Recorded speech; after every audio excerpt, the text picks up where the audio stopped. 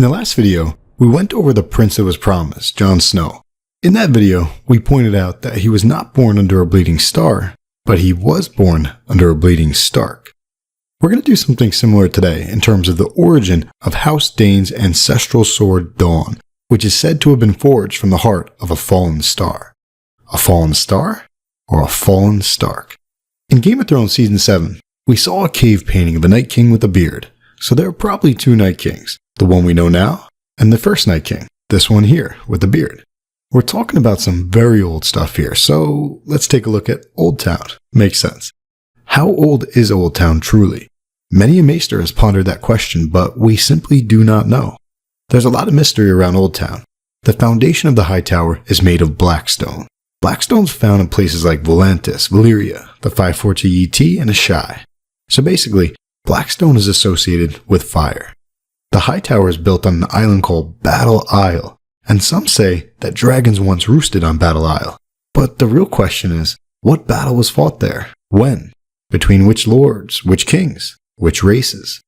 Those are the words of Maester Yandel from an in-world book called The World of Ice and Fire. What I'm getting at is that Old Town is so old that its history is a mystery. We cannot believe everything, but Old Town seems to be connected to dragons, or Team Fire. There are other legends that state that the River Royne once froze all the way down to the joining of the Salhoro, which is right here. That's approximately the same latitude as the top of Dorne. So now the picture's getting clearer. Battle Isle may have been named after the last battle in a war of ice and fire, a long, long time ago. A war between dragon riders and White Walkers. A war for the dawn, just like we're seeing now. And check this out. A lot of words have potentially been lost in translation. Say Dorne 5 times fast. Dorn, Dorn, Dorn, Dorn, Dawn. It sounds like dawn. So this land may have gotten its name after the first War for the Dawn. We've got a one-of-a-kind sword named Dawn, which by the name alone implies that it played a part in any War for the Dawn, especially since the wielder of Dawn goes by the title Sword of the Morning, and the morning begins at dawn. That sword is the ancestral sword of House Dayne, and look at their name. It's clearly a play on the word day. So we've got clues that suggest a war of ice and fire, a war for the dawn. We've got Dorne as a location, and it sounds just like dawn. A sword named Dawn, wielded by the Sword of the Morning, who comes from House Dayne, which is a play on the word day. We need to layer in just one more thing. Where do the Danes come from? Starfall. Now, just like we did yesterday with Bleeding Star, let's add a K to that.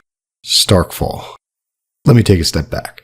House Dayne raised its castle on an island where the roaring, tumultuous river broadens to meet the sea. Legend says that the first Dane was led to the site when he followed the track of a fallen star and there found a stone of magical powers. Legend says that the sword Dawn was forged from the heart of a fallen star. So, legend leads people to believe that the fallen star is a meteor made out of some kind of magical rock. But here's the thing. The sword Dawn shares the properties of Valyrian blades, being incredibly strong and sharp. The one distinction is its color. Valyrian steel is dark, whereas Dawn is as pale as milk glass. So how about this? The sword Dawn was not forged from the heart of a fallen star, but the heart of a fallen Stark, the first Night King, a Stark, who was brought down at Starfall, originally known as Starkfall. Ned's sword Ice was less than 500 years old. It's named after a sword from the Age of Heroes. For all we know, Dawn may be the original Ice.